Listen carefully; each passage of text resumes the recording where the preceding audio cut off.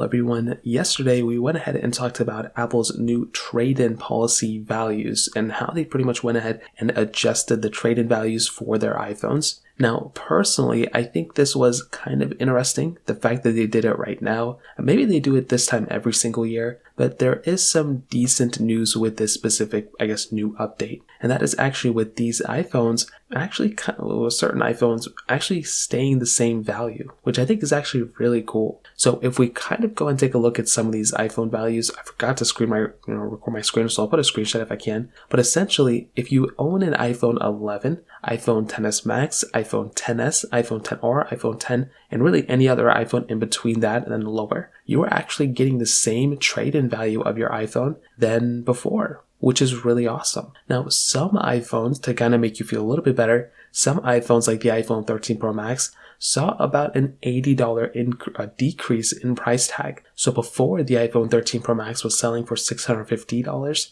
Now that iPhone is selling for $570. Same thing, for the iPhone 13 Pro, went from $550 to $470, iPhone 13 $450 to $400. So there's been a pretty big decrease in price tag for a lot of these iPhones. So where does that kind of take us now? Well, with these older type of iPhones, typically speaking, I wouldn't say they hold their value better over time, but after, the first couple price decreases, there typically is a point where, they just can't go any lower, theoretically speaking. Like with the iPhone 7, it's still being, having a trade-in value of $40. So I doubt Apple's going to go lower than that. At that point, they're just going to go ahead and just remove that for the most part. Now, it does look like the iPhone 7 Plus did go from $60 to $50 trade-in value. So there is a $10 decrease in price tag there, which is honestly kind of interesting. Why would Apple go and just decrease that price tag by $10 when they didn't decrease the iPhone 8 Plus price tag by, $10?